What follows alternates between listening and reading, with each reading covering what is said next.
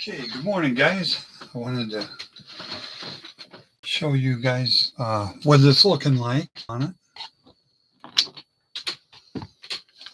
Okay. In fact, the paint there is still wet. I'm so impatient. There's no way I can hold still and paint dry.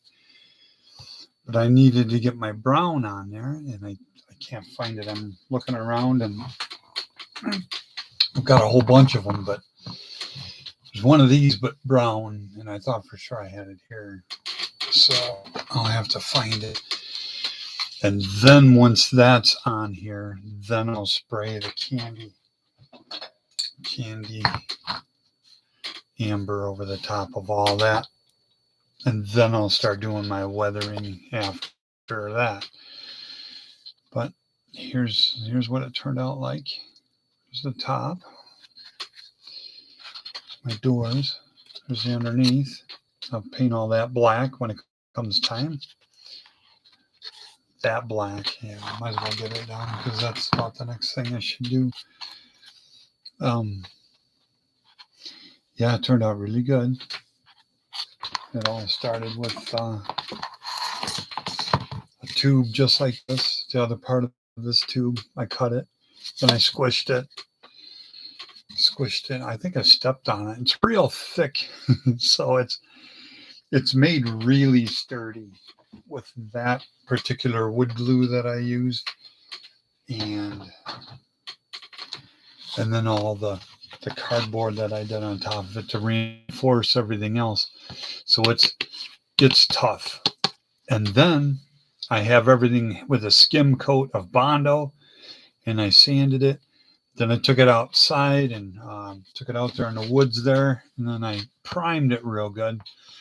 Then there was a couple places where the cardboard was coming through, and it soaked up the primer.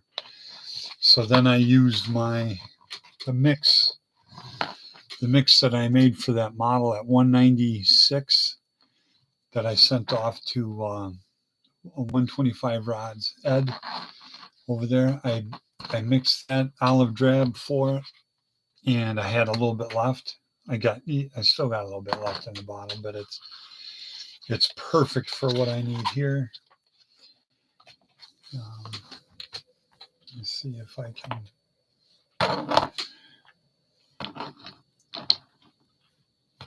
go like this again and see if I can get it to look decent. But I don't know if that'll help if I back this up a little bit.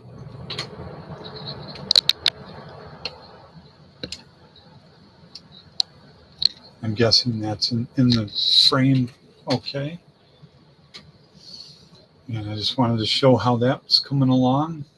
So it's almost done with the paint work, and then I'll start doing my black wash to the frame. The black wash to the cab and everything is all done. I had to put a big patch in here. And I think I even have decals, the Peterbilt ones. So I'll put them on, and then I'll do some dull coat over that to seal them in. But I did the windshield the other day. I sprayed it, and since I used my caps for all my molds that I had made, I didn't know which can was which. So I used the first one, and it ended up being gloss coat. So then I had to go through and spray it again, and it was silver, which is good because on the movie it does look like there's a bunch of debris on the windshield, not just sprayed with dull coat. So that turned out good. This deal right here, I sprayed it with gray primer. Then I did a red wash over it because it's not really a bright red.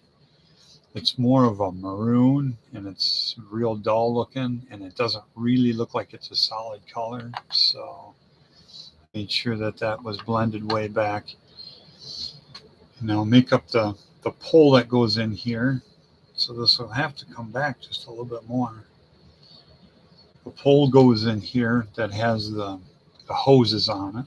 They go up to the They come from the back of the cab, and then the hoses go to a like a stick deal, and then they go to two fittings on the front of the trailer. So that'll be those, and everything's working out really good. So next time you see it, it'll probably have decals and everything on it. We'll have to see how it all works out. But that's how it's turning out, and I'm real happy with it. I like the whole no money. It was just junk I had that I didn't throw out. I thought, boy, the tube is going to come in handy one of these days, I'm sure. So I put it to good use. I'm not a hoarder. I don't have the kind of space it takes to be a hoarder.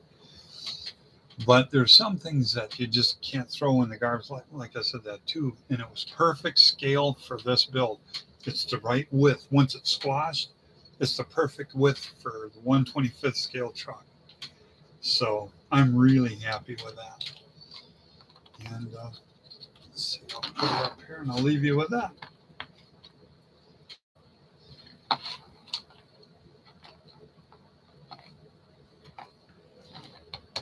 Okay, guys, I'm going to go shut it down, but I'll talk to you later.